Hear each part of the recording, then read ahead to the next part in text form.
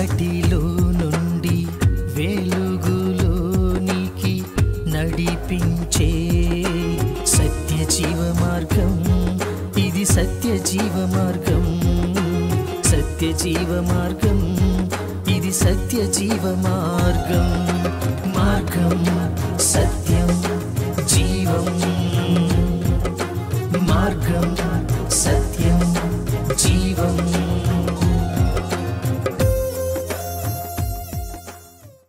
Praise the lord. ప్రభు పేరిట మీ అందరికీ మా వందనములు. సత్యజీవ మార్గం అనే ఈ ఆధ్యాత్మిక కార్యక్రమానికి మీకు అందరికీ మా స్వాగతం.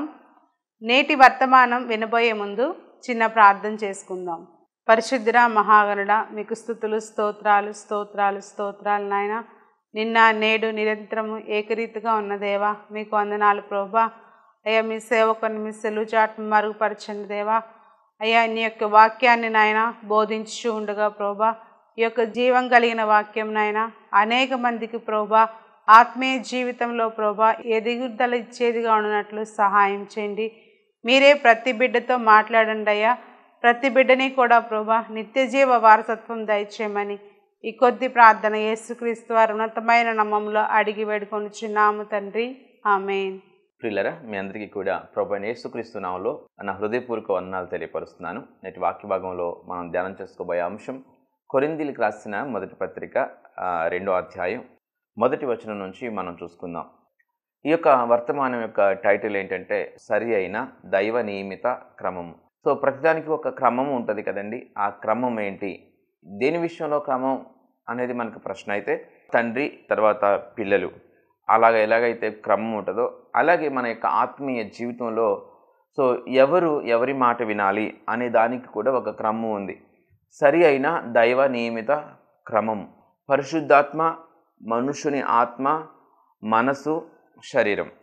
సో పరిశుద్ధాత్మ గురించి కొన్ని సంగతులను తెలుసుకోవడానికి ప్రయత్నం చేద్దాం. సరి అయిన దైవ నియమిత క్రమం.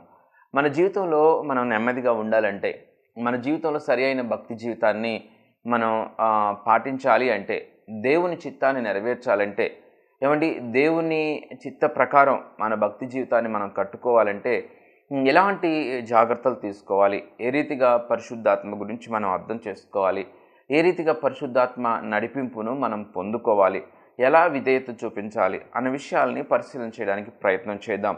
మొదటిగా ఆ క్రమం ఏంటి? పరిశుద్ధాత్మ. పరిశుద్ధాత్మ చెప్పినది మనుషుని ఆత్మ వినాలి. మనుషుని ఆత్మ చెప్పినది మనసు వినాలి. మనసు చెప్పింది మరి శరీరం వినాలి.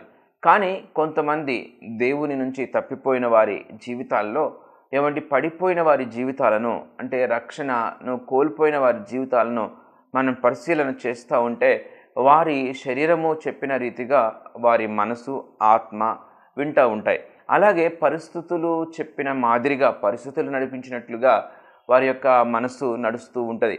కానీ పరిస్థితులు ఎలా నడిపిస్తున్నా, శరీరం ఎలా ప్రేరేపణ చేస్తూ ఉన్నా, శరీరం ఏ రీతి కోపతాపాలని చూపిస్తూ ఉన్నా కూడా వాటన్నిటి మీద అధికారిగా ఉండాల్సింది ఏంటి అంటే మరి పరిశుద్ధాత్మ. సో పరిశుద్ధాత్మ చెప్పే సంగతులకి మనుషుని ఆత్మ రెస్పాండ్ అవ్వాలి, విధేయత చూపించాలి, ఆ మనసుని స్వాధీనపరచుకోవాలి. మనుషుని ఆత్మ మనసును స్వాధీనం చేసుకోవాలి, తత్ఫలితంగా శరీరాన్ని స్వాధీనం చేసుకోవాలి. ఇది అంతా కూడా ఒక రాత్రి జరిగిపోయేది కాదు. ఒక ఓవర్ నైట్లో మనం దేవునికి సంపూర్ణమైన విధేయులుగా మారిపోయే అవకాశం ఎవరి జీవితంలో ఉండదు. మొదటిగా ఆశ మనకు ఉండాలి. ఆశపడు ప్రాణాన్ని తృప్తిపరుస్తాడు దేవుడు.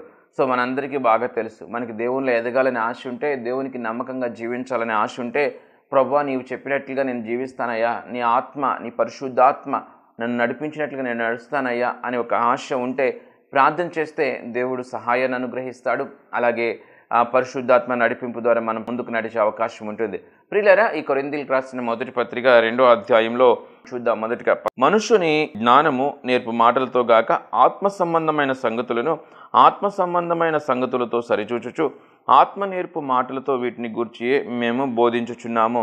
చూడండి, మనుషుల జ్ఞానం ఉంటుంది, అలాగే ఆత్మీయ జ్ఞానం ఉంటుంది, మనుషుల జ్ఞానం ఉంటుంది, ఆత్మీయ జ్ఞానం ఉంటుంది. మనకి బోధించే విషయంలో బోధకుల విషయమై ప్రథమంగా మనం మాట్లాడదాం. ఇక్కడ బోధకులు అంటే కేవలం సేవకులు, పాస్టర్లు మాత్రమే కాదండి. అందరూ ఎవరైనా ఒకవేళ సేవకులుగా ఉన్నవారైనా ఏమండి, అలాగే మీరు దేవుని గురించి స్వార్థను ప్రకటించే స్వార్థికులుగా ఉన్నా కూడా, సంఘ కాపరులుగా ఉన్న విశ్వాసులుగా మీ సాక్ష్యాన్ని ఇతరులకి బోధించేవారుగా ఉన్న మనము మన యొక్క గమ్యం ఏంటంటే వారు రక్షింపబడాలి, ఏమండి వారు ప్రభువుని తెలుసుకోవాలి, ప్రభువు అన్న మేలు పొందుకోవాలి. అది మన గురిగా ఉంటుంది. కాబట్టి మరి ఏదో లోక జ్ఞానంతో మాట్లాడి మనుషుల జ్ఞానాన్ని వినియోగించి మాట్లాడే మాటలు వారి ఆత్మీయ జీవితాన్ని సరి అయిన క్రమంలో కట్టే విధంగా ఉపయోగపడకపోవచ్చు. ఒక సందర్భానికి సంబంధించినవిగానే మిగిలిపోతాయి. ఒక పోర్షన్ అంటే ఒక్కొక్క పోర్షన్కి మాత్రమే అది మిగిలిపోతూ ఉంటాయి. ఒక పరిపూర్ణతను అవి తీసుకుని రాలేవు.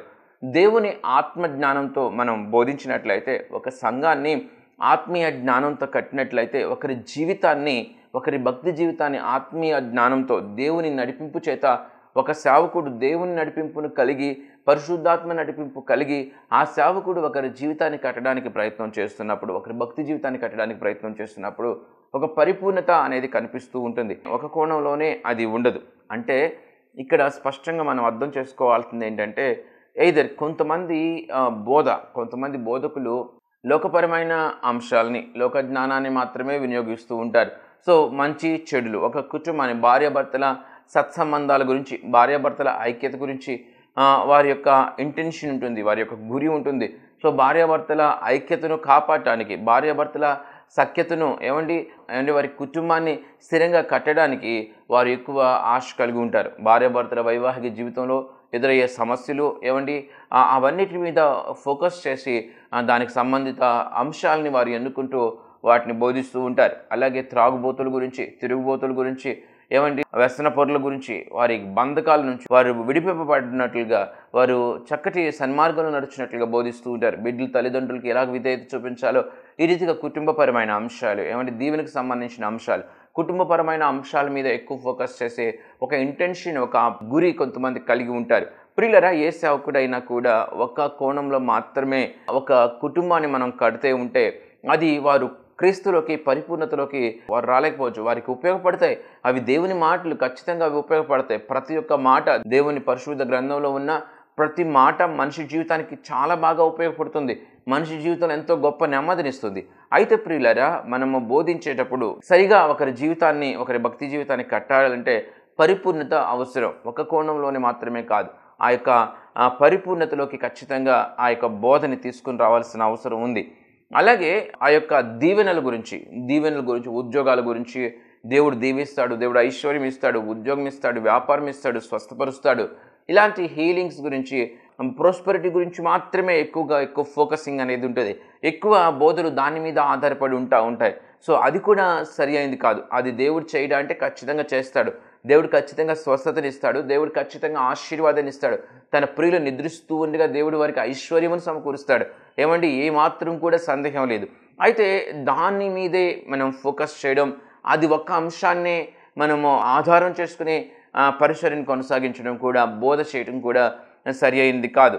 అది ఉంటుంది. అలాగే ప్రియులరా, కుటుంబపరమైన విషయాలు, అలాగే కుటుంబ సఖ్యత, కుటుంబంలో నెమ్మది గురించి, ప్రోస్పరిటీ గురించి, దేవుని దీవెనల గురించి, దేవుని ఆశీర్వాదం గురించి మాత్రమే కాక ఒక విశ్వాసపు జీవితాన్ని, ప్రార్థనా జీవితాన్ని అన్ని రకాలుగా దాన్ని బిల్డ్ చేయడం. ఏ రీతిగా ఉంటుందో, ఏడ్చే రోజు ఉంటుంది, నవ్వే రోజు ఉంటుంది మనిషి జీవితంలో. ఏ మనిషి కూడా దానికి అతీతం కాదు. ఒక మనిషి జీవితంలో ఏడ్చే రోజు, ఒక మనిషి జీవితంలో నవ్వే రోజు, సంతోషించే రోజు, దుఃఖించే రోజు, ఎంతో సంబరాన్ని చేసుకునే రోజు, ప్రలాపించే రోజులు, నష్టపోయే రోజు, లాభపడే రోజులు, ఆరోగ్యంతో బలంతో గంతులు వేసే రోజులు, బలహీనతతో మంచం మీద ఉండే రోజులు, అన్ని రోజులు మనిషి జీవితంలో ఉంటాయి. అది మనిషి యొక్క పరిపూర్ణతలోకి మనం చూస్తూ ఉంటాం. అంటే ఒక మనిషి అన్ని సందర్భాలు మిళితమై ఉంటాయి. కాబట్టి ఒక విశ్వాసి తన విశ్వాస జీవితాన్ని క్రీస్తు అనే బండ మీద కట్టుకోవాల్సిన అవసరం ఉంది. సో ఆ పరిపూర్ణత అనేది ఖచ్చితంగా రావాల్సిన అవసరం ఉంది. ఏ స్థితికైనా చాలిన దేవుడు మనకున్నాడు. ఏ స్థితికైనా చాలిన భక్తిని మనం అలవర్చుకోవాల్సిన అవసరం ఉంది. అలాంటి బోధని మనం చేయాల్సిన అవసరం ఉంది. ఓకే, ఇది బోధ గురించి. అయితే ఒక విశ్వాసి తన విశ్వాస జీవితాన్ని ఎలా కట్టుకోవాలి?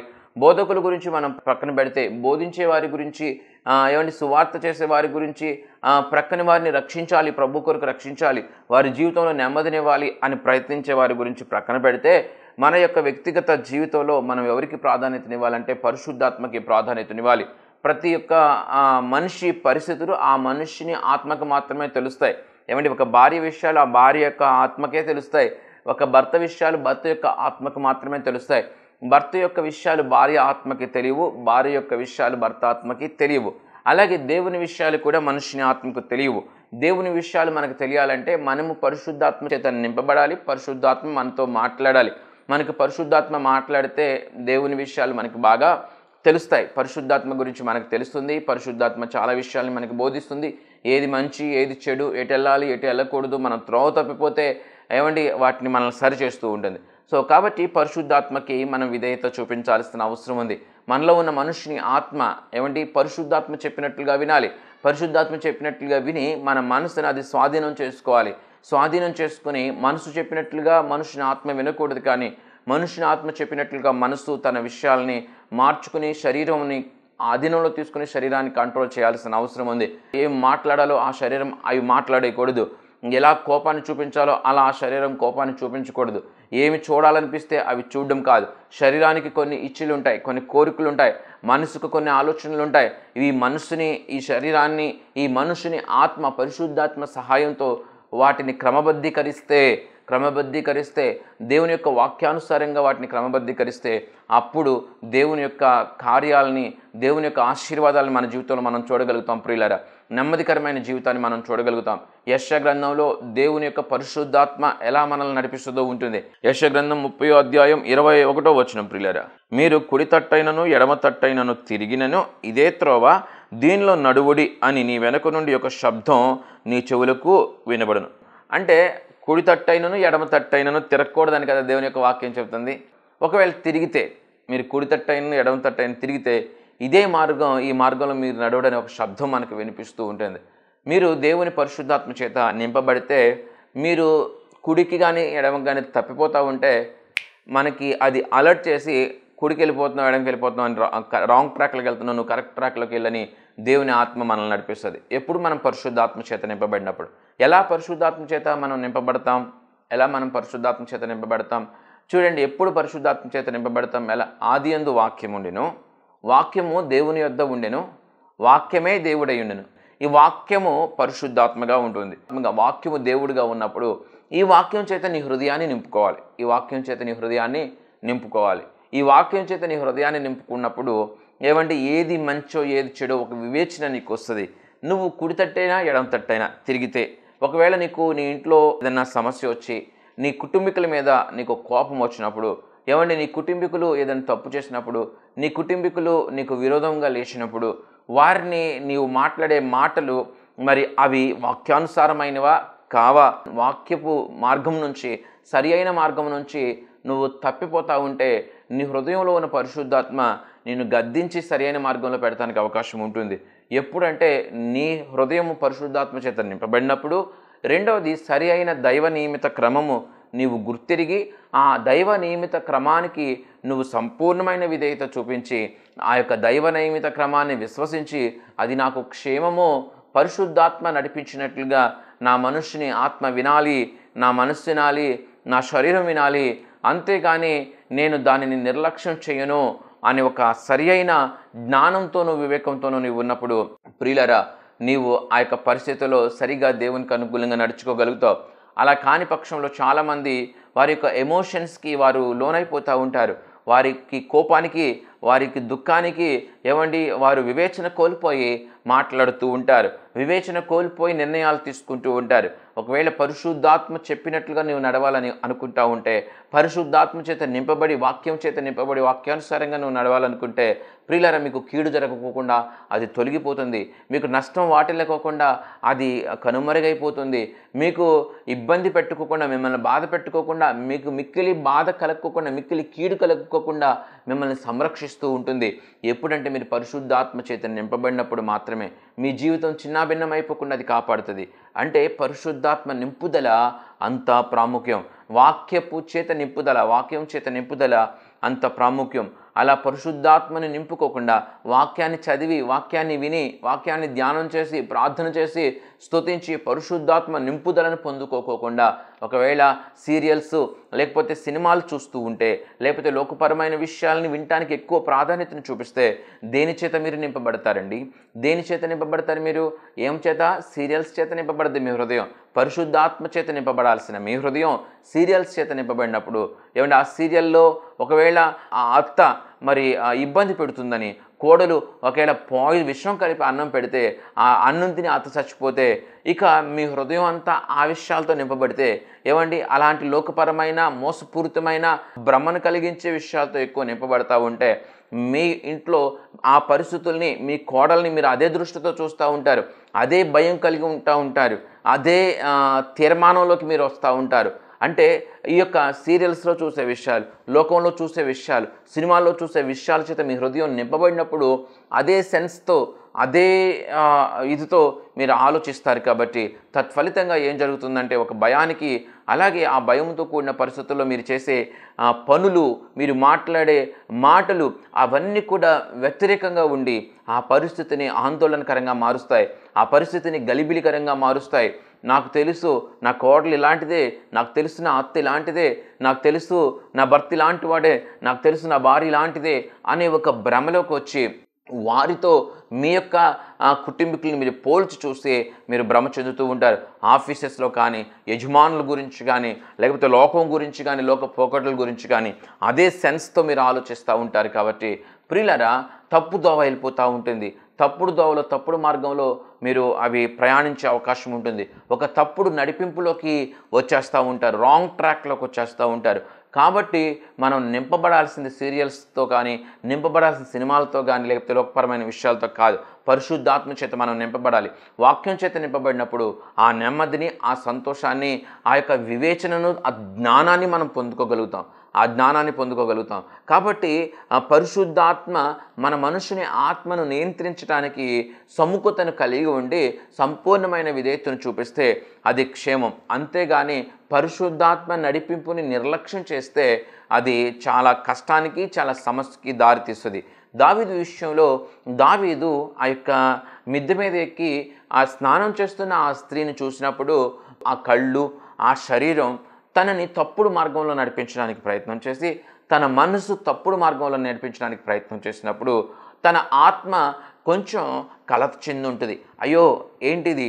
సో ఈ ఆత్మని మనసు బలోపేతం చేసి, సాల్లే నేను చెప్పింది విను అని తన శరీరం, తన మనసు, తన ఆత్మను ప్రలోభపెడుతున్నప్పుడు దేవుని పరిశుద్ధాత్మ కూడా ఇది తప్పు, ఇది దేవునికి కోపం కలిగించేది, ఇది దేవుణ్ణి బాధ పెట్టేది, ఇది ఆ కుటుంబానికి కీడు చేసేది, ఇది ఆ భర్తకు కీడు చేసేది, ఇది ఆమెకు కీడు చేసేది, దీనివలన ఆ కుటుంబం బాధపడుతుంది, ఆ భర్త బాధపడతాడు, దీనివలన దేవునికి కోపం వస్తుంది అని పరిశుద్ధాత్మ ఎంతో దావీదు ఆత్మను గద్దించి ఉంటుంది.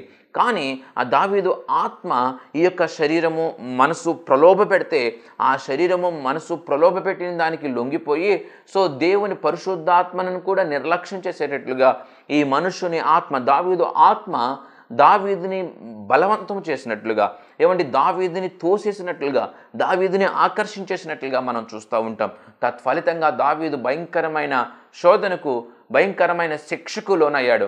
భయంకరంగా మరి దేవుని చేత ఏలెత్తి చూపింపబడ్డాడు. ఏమంటే ఎంతో నా హృదయానుసారుడు అని చెప్పుకోబడ్డ దావీదు దేవుని ప్రవక్త చేత ఏలెత్తి చూపింపబడ్డాడు. నష్టాన్ని చూశాడు, కష్టాన్ని చూశాడు, కన్నీళ్లను చూశాడు, ఏమండి ప్రలాపించాడు, ఎంతో ఏడ్చాడు. ప్రియులారా, ఎంతో దుఃఖాన్ని అనుభవించాల్సిన పరిస్థితి వచ్చింది. కాబట్టి శిక్ష ఖచ్చితంగా వస్తుంది, నష్టం ఖచ్చితంగా వాటిల్లుతుంది. ఆ నష్టం వాటిల్లకూడదు కానీ ఆ శిక్ష రాకూడదనే దేవుడు పరిశుద్ధాత్మ చేత మనల్ని నడిపించుతున్నప్పుడు దేవుని ఆత్మకు సంపూర్ణమైన విధేయత చూపించాల్సిన అవసరం ఉంది. కాబట్టే ప్రతి ఒక్కరు కూడా దేవుని యొక్క ఆత్మచేత నింపబడడానికి ఆశ కలిగి ప్రార్థన చేసి దేవుని యొక్క వాక్యాన్ని ఎక్కువగా ధ్యానం చేయడానికి ప్రయత్నం చేయాలండి. సహవాసంలో ఎక్కువగా ఉండడానికి ప్రయత్నం చేయాలి. సహవాసం లేకపోతే సిద్ధిల్లో నూనె ఏమైతే అయిపోతుందా ఉండి, నూనె అయిపోతే దీపం ఏమవుద్ది, ఆరిపోతూ ఉంటుంది. అందుకని సహవాసం చాలా ప్రాముఖ్యం, వాక్య ధ్యానం చాలా ప్రాముఖ్యం. సహవాసానికి వెళ్ళడానికి ఆ పనులు ఈ పనులు గుర్తొస్తూ ఉంటాయి. దేవుని యొక్క మందిరంలో ప్రార్థన ఉంది, కూడికొంది, ఆ గృహ కూడికొంది, ఈ గృహ కూడికొంది, ఆ మీటింగులు ఉన్నాయంటే అంటే ఎంతో భారం. ఇప్పుడండి వారంలో 3 సార్లు ప్రార్థన ఎందుకండి, వారంలో 2 సార్లు ప్రార్థన ఎందుకండి, ఏమండి వారం వారం వెళ్ళాలా? ఈ రీతిగా అనేక రకాలుగా సహవాసం అంటే సహనం లేని వారుగా ఉంటారు. సహవాసం చాలా ప్రాముఖ్యం. సహవాసం చేత దేవుని పరిశుద్ధాత్మ నడిపింపుని మనం పొందుకోగలుగుతాం. సో కాబట్టి పరిశుద్ధాత్మ నడిపింపు ద్వారా ఒక సంరక్షణ, ఒక సురక్షితమైన స్థితిలో మనం జీవింపగలుగుతాం. ఏమండి ఏముందలే అనుకుంటూ ఉంటాం, ఇష్టాలని నెరవేర్చుకోవడానికి ఎక్కువ ఇష్టం చూపిస్తూ ఉంటారు. ఏమండి మనల్ని నిజంగా ప్రేమించే వారి దగ్గర మనం ఉండడం మనకి ఇష్టం ఉండదు. నిజంగా ప్రేమించేవారు మనకు షరతులు పెడతారు. నిజంగా ప్రేమించేవారు మన క్షేమాన్ని నిజంగా కోరుకుంటారు. కాబట్టి వారు చాలా షరతులు పెడతా ఉంటారు. ఈ లోకంలో మనుషుల జ్ఞానం ఎలా ఉంటుందో తెలుసా? పిల్లలు ఎలా ఉంటారో తెలుసా? భార్యలు ఎలా ఉంటారో తెలుసా?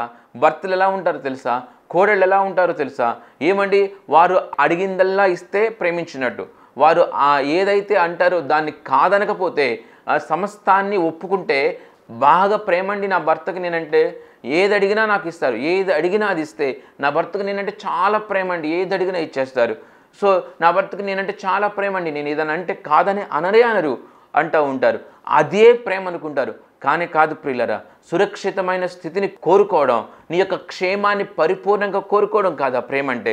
ప్రియులరా, పిల్లలు కూడా ఎంత అంటారే, మా నాన్నకి నేనంటే ప్రేమ లేదండి, మా అమ్మకి నేనంటే ప్రేమ లేదండి, వాళ్ళు నేను ఇదంటే అదంటారు. ఎందుకంటే నన్ను ఎక్స్కర్షన్కి వెళ్తానంటే వాళ్ళు ఒప్పుకోరు, మా ఫ్రెండ్స్తో నేను సరదాగా పార్క్కి వెళ్తానంటే వారు ఒప్పుకోవటం లేదు, వారికి నేనంటే అనుమానము. ఏమండి ఎన్నో రకాలుగా పిల్లలు భ్రమ చెందుతూ ఉంటారు. ప్రియులరా, ఇది ఆలోచన చేయండి. వారికి మీరంటే అమితమైన ప్రేమ ఉంది, వారికి మీరు క్షేమంగా ఉండాలని, మీ భవిష్యత్తు చాలా చాలా ఉన్నతంగా ఉండాలని ఆశ ఉంది. దాని ప్రకారంగా చాలా షరతులు వారు పెట్టుండొచ్చు, ఒక సరి అయిన ఇది కలిగి జీవించుండొచ్చు. కాబట్టి పరిశుద్ధాత్మ నడిపింపు అనేది చాలా చాలా ప్రాముఖ్యం. ఎందుకంటే రేపు ఏం సంభవిస్తుందో పరిశుద్ధాత్మకు తెలుస్తుంది, నీ భవిష్యత్తు ఏంటో పరిశుద్ధాత్మకు తెలుస్తుంది, 1 సంవత్సరం తర్వాత ఏమవుతుందో పరిశుద్ధాత్మకు తెలుస్తుంది. ఇవన్నీ తెలుస్తాయి. కాబట్టి నీకు తెలియని విషయాలు, నీకు తెలియని జ్ఞానం పరిశుద్ధాత్మకు ఉంది. కాబట్టి పరిశుద్ధాత్మ చెప్పినట్టుగా నడుచుకోవాలి. కొంతమందికి వారి ఇష్టాలను వారు నెరవేర్చుకోవడానికి పరిశుద్ధాత్మను నిర్లక్ష్యం చేసి వారు వెళ్ళాలనుకున్న దారిలో వెళ్తూ ఉంటారు. వారు వెళ్ళాలనుకున్న దారిలో వాళ్ళు వెళ్తాం వల్లనే వాళ్ళు నష్టపోతారు. వారు వెళ్ళాలనుకున్న దారిలో వాళ్ళు వెళ్తాం వల్లనే వారికి అవమానం వస్తుంది. ఏమంటే వారు వెళ్ళాలనుకున్న దారిలో వారు వెళ్తాం వల్లనే గలిబిలైపోద్ది వాళ్ళ జీవితం. కాబట్టి పరిశుద్ధాత్మ చెప్పినట్లుగా మనం వింటే మనకి బాగుంటూ ఉంటుంది. కొంతమంది పిల్లలు వారికి నచ్చినట్లుగా వారికి నచ్చిన భాగస్వామిని ఎన్నుకోవాలనుకుంటూ ఉంటారు. వారికి నచ్చిన భాగస్వామిని, లవ్ మ్యారేజ్, వారికి నచ్చిన భాగస్వామిని, వారికి మనసుకు నచ్చిన భాగస్వామిని ఎన్నుకోవాలనుకుంటారు. తల్లిదండ్రుల ఆలోచన ఎలా ఉంటుంది పిల్లల పట్ల, ఎంత ఆలోచిస్తూ ఉంటారు. సో పిల్లలు, యంగ్గా ఉన్న పిల్లలు, యవ్వనంగా ఉన్న పిల్లలు, వారికి వారి వయసుకు తగ్గట్టుగా వారు ఆలోచిస్తూ ఉంటారు. వారికి ఉన్న జ్ఞానంతోనే ఆలోచిస్తూ ఉంటారు. చాలామంది అంటూ ఉంటారు, నాకు నచ్చిన వాడిని, నచ్చిన అమ్మాయిని చేసుకుంటే పచ్చడి వేసుకునైనా తినేయచ్చు, ఎలాగొట్ట బతికేయచ్చు అనుకుంటూ ఉంటారు. సో వాడు తాగుబోతాడైనా, అమ్మా వాడు తాగుబోతాడమ్మా, వాడు అంటే నేను మార్చుకుంటాను, చాలా మంచోడు, నన్ను చాలా ప్రేమిస్తాడు, తాగుబోతాడైనా నన్ను చాలా ప్రేమిస్తాడు, సో నేను మానేమని గట్టిగా అంటే మానేస్తాడు. ఈ రీతిగా వారికి ఒక భ్రమలో, ఒక ట్రాన్స్లో వారు ఉంటారు. ఏమంటే తల్లిదండ్రులు ఒకవేళ వివాహ విషయంలో తన బిడ్డలకి జీవిత భాగస్వాములను ఎతికే విషయంలో వారు ఎంత ఆలోచన చేస్తారో తెలుసా? ఎంతో ఆలోచన చేస్తారు. ఏమండి అత్తుందా, బామయ్య ఉన్నాడా, ఏమండి తోడికోళ్ళు ఉన్నారా, లేకపోతే ఆడపడుచులు ఉన్నారా, వారు ఎంతమంది, వారికి డబ్బు ఉందా, వారికి ఉద్యోగం ఉందా, వారికి పొలాలు ఉన్నాయా, నా బిడ్డ అక్కడికి వెళ్తే సురక్షితంగా ఉంటుందా, సుఖంగా ఉంటుందా, ఇవన్నీ కూడా వాళ్ళు ఆలోచన చేస్తారు. ఎందుకంటే ఆ యొక్క కష్టాలు, ఆ శ్రమలు, ఏమంటే భర్తలు మంచిది కాకపోతే ఎన్ని ఇబ్బందులు, జీవిత భాగస్వామి మంచిది కాకపోతే ఎంత ఇబ్బందులు వారికి తెలుసు. కాబట్టి అవన్నీ విషయాలను చాలా కూలంకషంగా, ఏమంటే పెద్దల గురించి, అటుతరం గురించి, ఆ కుటుంబం గురించి, కుటుంబ నేపథ్యం గురించి, వారి యొక్క ఆస్తుపాస్తుల గురించి, వీటన్నిటి గురించి ఆలోచిస్తూ ఉంటారు. అది తల్లిదండ్రులు వారి యొక్క అనుభవపూర్వకంగా వచ్చిన జ్ఞానం. అలాగే తల్లిదండ్రుల జ్ఞానానికి మించిన జ్ఞానం పరిశుద్ధాత్మకు ఉంటుంది. ఏదేమైనా పిల్లలు తల్లిదండ్రుల మాట వినేటట్లుగా, పరిశుద్ధాత్మ నడిపింపును పొందుకునేటట్లుగా ఉండాలి. కానీ వారి సొంత నిర్ణయాల ప్రకారం వారు చేయడం వారికి క్షేమం కానే కాదు. కాబట్టి ప్రియులారా, ప్రతి విషయంలో, ఉద్యోగ విషయంలో, వ్యాపార విషయాల్లో, జీవిత భాగస్వాముల విషయాల్లో, అలాగే భక్తి విషయాల్లో కూడా మనం పరిశుద్ధాత్మ నడిపింపును మనం పొందుకుంటూ సరి అయిన దైవ నియమిత క్రమాన్ని మనం అనుభవించాలి. అంతేకాని మన సొంత ఆలోచనల ప్రకారం మనం వెళ్ళిపోతూ ఉంటే చాలా గలిబిలైపోయే పరిస్థితులు ఉంటుంది. అలాగే విశ్వాస జీవితంలో పడిపోయే అవకాశం ఉంటుంది. ఏమండి, కష్టాలు సమస్యలు వచ్చినప్పుడు దేవుణ్ణి విడిచిపెట్టి లోకంలో కలిసిపోయే అవకాశం ఉంటుంది. కాబట్టి జాగ్రత్త కలిగి ఉండండి. ఏమండి, తండ్రి చేతిలో మన చెయ్యి ఉన్నప్పుడే మనకి క్షేమం. ఏమండి, పడిపోయాం కదా, తండ్రి ఆపలేదు కదా అని చేయి లాక్కుంటూ ఉంటే ఇంకా భయంకరమైన పరిస్థితి ఏర్పడుతూ ఉంటుంది. కాబట్టి సరి అయిన దైవ నియమిత క్రమాన్ని మనం తెలుసుకుని పరిశుద్ధాత్మ నడిపింపుకి మనం విధేయత చూపించి మన శరీరము మన మనస్సు మనకు చెప్పినట్లుగా కాక పరిశుద్ధాత్మ నడిపించినట్లుగా నడుద్దాం. అలాగే పరిశుద్ధాత్మ నడిపింపుని పొందుకోవాలంటే దేవుని యొక్క వాక్యం చేత మన హృదయం నింపబడాలనే విషయాన్ని గుర్తించి దేవుని యొక్క వాక్యాన్ని ధ్యానం చేయడానికి, సహవాసం కలిగి ఉండటానికి, దేవుని మందిరాలకి ప్రార్థనా కూడికలకు మనం క్రమంగా వెళ్ళటానికి, మన సంఘాల్లో జరిగే ప్రార్థనా సమావేశాలను తప్పనిసరిగా మనం పాలుపంపులు పొందడానికి ప్రయత్నం చేద్దాం. దేవుని యొక్క ఆత్మ నడిపింపును మనం పొందుకుందాం. అట్టి గొప్ప కృప దేవుడు మనందరికీ అనుగ్రహించునుగాక. ఆమేన్. ప్రార్థన చేసుకుందాం. మహాగణుడు పరిశుద్ధుడైన మా ప్రభువా, మీకు స్తుతులు స్తోత్రములు చెల్లిస్తూ ఉన్నా. ఇదిగో నాయన, మా శరీరము మా మనస్సు మమ్మల్ని నడిపించినట్లుగా కాక మీ పరిశుద్ధాత్మ నడిపించినట్లుగా మేము నడవడానికి సహాయం దయచేయండి. ఇదిగో నాయన, సరి అయిన విశ్వాస జీవితాన్ని, విశ్వాస పునాదిని మేము కరిగలేకపోతే, అయా గాలి వచ్చినప్పుడు, వరద వచ్చినప్పుడు, అయా తుఫాను వచ్చినప్పుడు మా విశ్వాస జీవితం కూలిపోయే ప్రమాదం ఉంటుంది నాయన. ఇదిగో సరైన పరిపూర్ణతలోకి రావడానికి మాకు సహాయం దయచేయండి.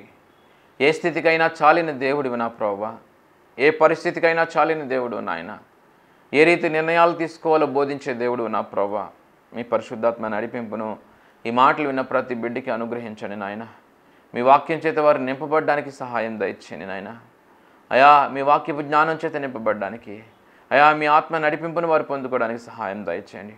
వారి మనసుకు తోచింది, వారి శరీరం ఆశించింది కాదు నా ప్రభువా. తిండిపోతులుగా కానీ, తిరిగిపోతులుగా కానీ, తాగుబోతులుగా కానీ అయా ఏ బిడ్డలు ఉండక నా ప్రభువా, మీ పరిశుద్ధాత్మ నడిపింపు చేత వారి జీవితాన్ని చక్కదిద్దుకోవడానికి, భద్రపరచుకోవడానికి, మీకు సంపూర్ణమైన విధేయత చూపించడానికి మీ సహాయం దయచేయమని, మీ బిడ్డలను బలపరచమని ప్రభుని ప్రియరక్షకుడైన యేసుక్రీస్తు నామములో ప్రార్థించి వేడుకొంచున్నాము నా తండ్రి. ఆమేన్. ప్రియమైన సహోదరి సహోదరులారా, మీకు నా హృదయపూర్వక వందనాలు తెలియచేస్తున్నాను. మీ ఆత్మీయ జీవితం ఎలా ఉంది? ఈ జీవన పయనంలో ఎదురయ్యే శోధనలలో విజయం పొందుకుంటున్నారా? మంచిది. మనం శోధనలను సహించి విజయం పొందటం ద్వారా మన పరలోకపు తండ్రి ఎంతో సంతోషిస్తారు.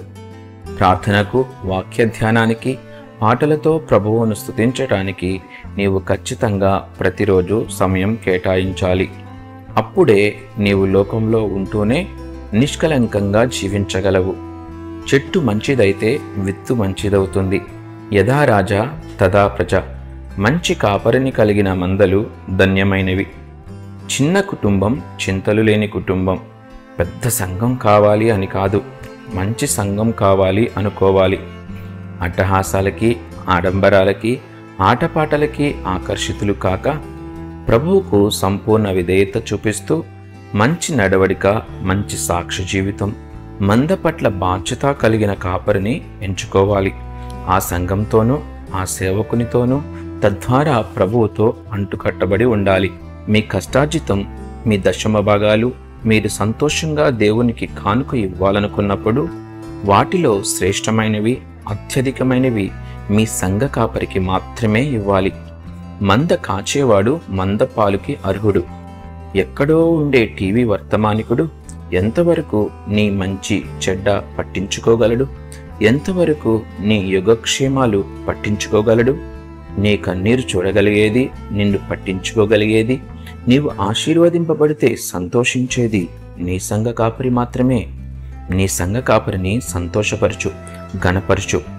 ఆయన కంటనీరు రాకుండా చూసుకోవాలనే కోరిక నీవు కలిగి ఉంటే ప్రభువు సమస్తం చూస్తూ ఉన్నాడు. ప్రభు సేవలో మీ జోసెఫ్ సుశీల్.